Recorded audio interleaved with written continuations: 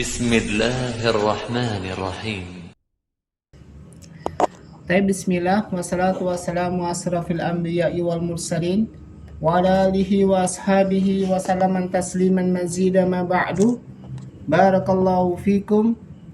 Alhamdulillah, hari ini kita akan melanjutkan pelajaran kita, yaitu belajar kitab salah satu usul atau kitab usul salasah. Kita sudah nyampe pelajaran tentang macam-macam ibadah.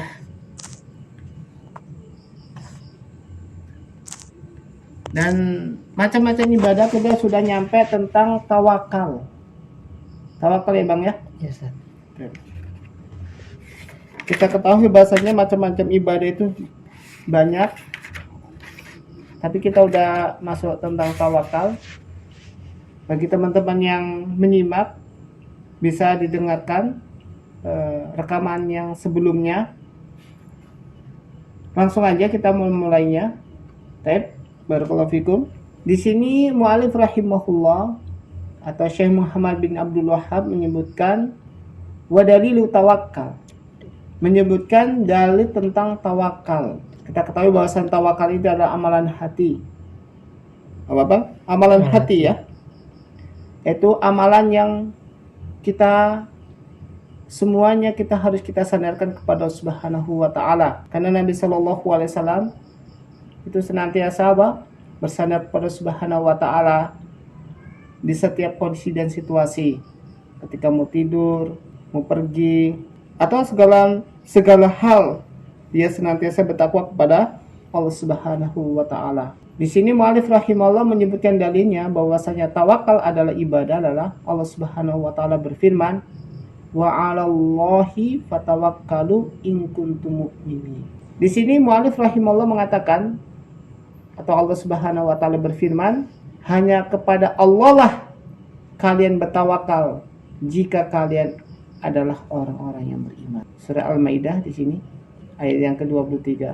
Ayat yang kedua, wa may tawakkal 'alallahi fahuwa hasbuh. Barang siapa yang bertawakal kepada Allah Subhanahu wa taala, fahuwa hasbuh, maka Allah Subhanahu wa taala akan cukupi orang yang bertawakal pada Subhanahu wa taala. Jadi kita itu senantiasa harus bertawakal pada Subhanahu wa taala ya. Kalau kita senantiasa bertawakal pada Subhanahu wa taala, niscaya Allah Subhanahu wa taala akan mencukupi kita. Apabila seorang hamba yang jujur dalam bersandarnya kepada Allah Subhanahu wa taala, insya Allah Subhanahu wa cukupkan. Allah Subhanahu wa cukupi apa yang dia butuhkan. Sebagaimana Subhanahu wa taala berfirman ini ya, wa 'alallahi wa may tawakkal 'alallahi fahuwa hasbuh. Barang siapa yang bertawakal kepada Subhanahu wa taala, niscaya Subhanahu wa taala akan mencukupinya. Kita masuk kepada jenis ibadah yang lain, yaitu dalil tentang dalil rughbah wa rahbal khusyuk. Kita masuk pada dalil rughbah dan khusyuk. Kita ketahui bahwasan rughbah yaitu adalah suatu kecintaan untuk sampai kepada sesuatu yang dicintai. Ini adalah rughbah.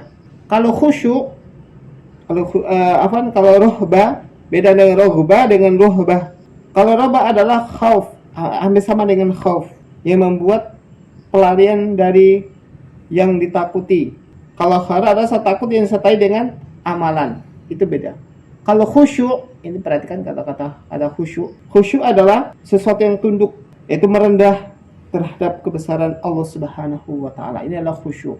Di antara dalil rughbah wa rahbah wal khusyuk, qaulu ta'ala, Allah Subhanahu wa taala berfirman, innahum kanu yusari'una fil khairat fayad'unana raghaban wa rahaba wa kanu lana minal khashi'in.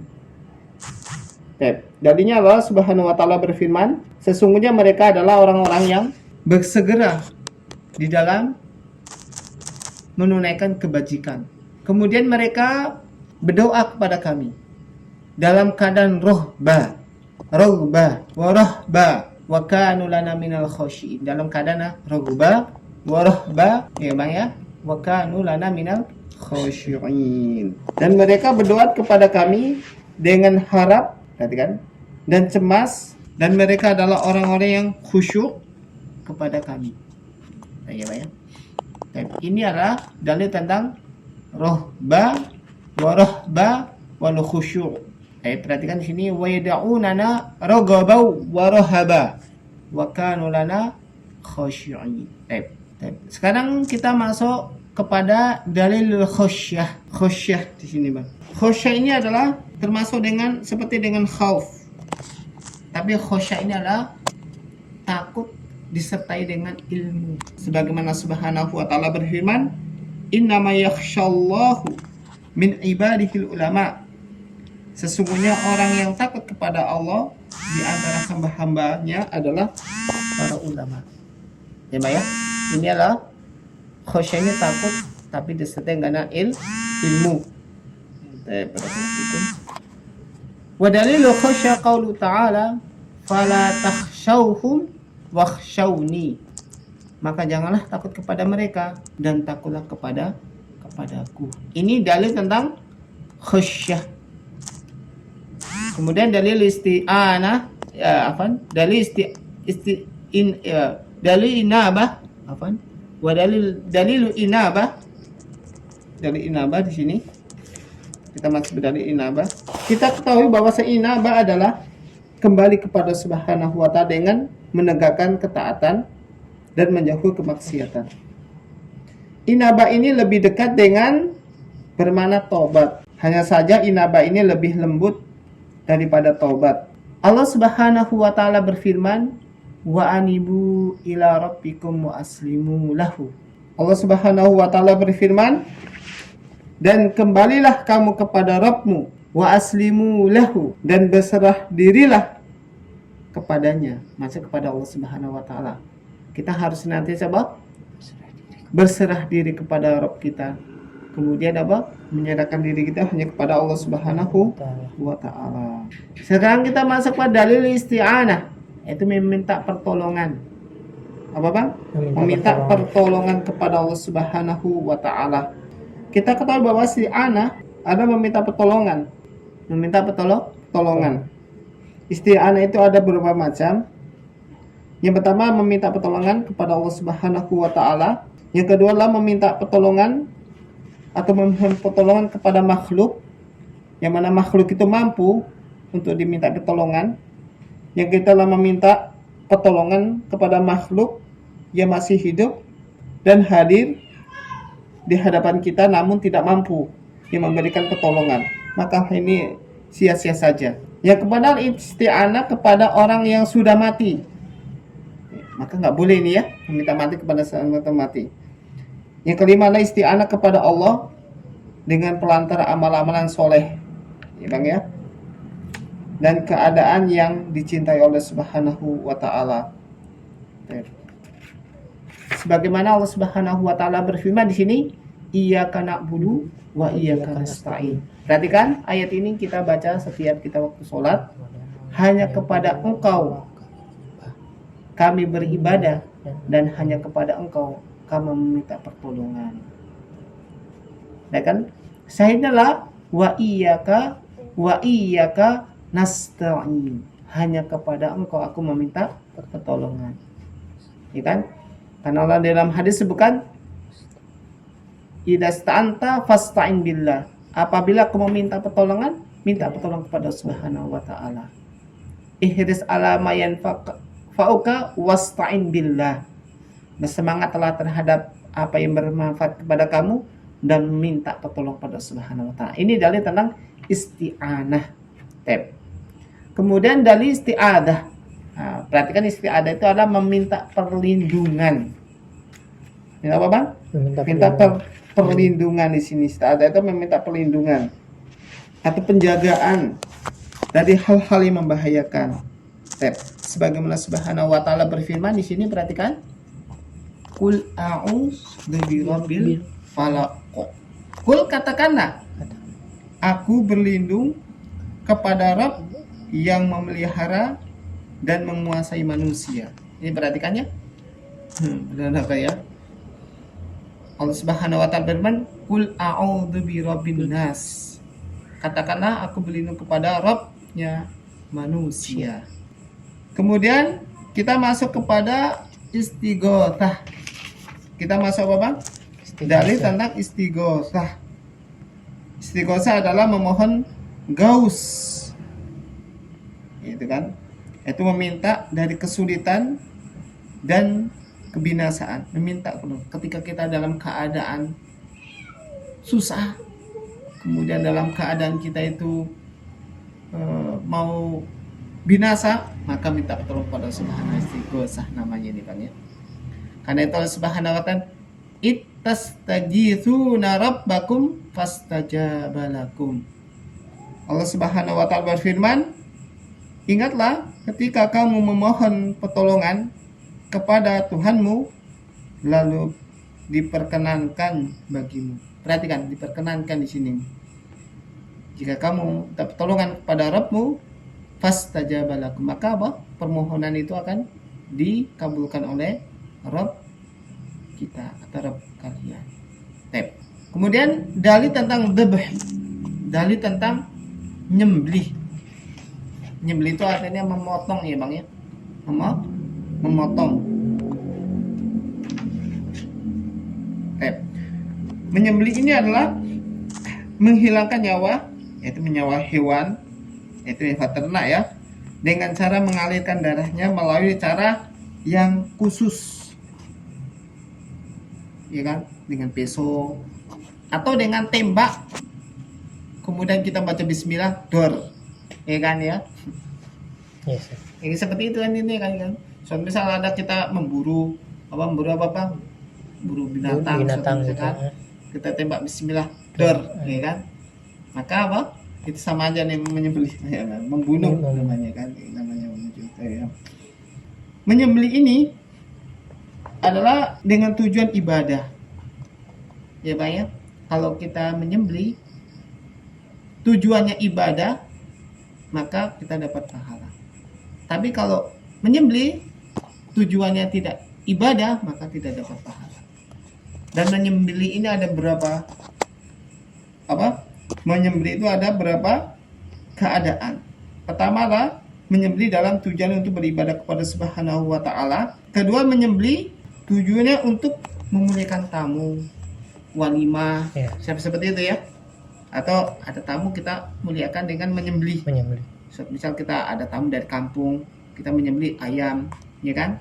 Karena dalam hadis sebutkan, man kana yu'minu billahi wal akhir falyukrim dhaifahu. Barang siapa yang beriman kepada Allah dan hari akhir, maka muliakan tamunya. Ini menyembelih apa? Buat tamu kita. Yang ketiga, menyembelih sesembelihan dengan tujuan untuk dimakan, dinikmati, atau dijual belikan. Ya bisa ada seperti itu ya, jual belikan sapi dan ayam itu jual belikan itu. Maka ini dibolehkan.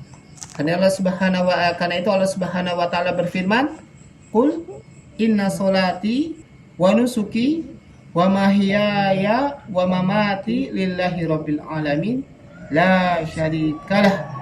Ya, di sini Allah Subhanahu wa taala berfirman, katakanlah salatku atau ibadahku, hidupku dan matiku hanya untuk Allah Rabb semesta alam.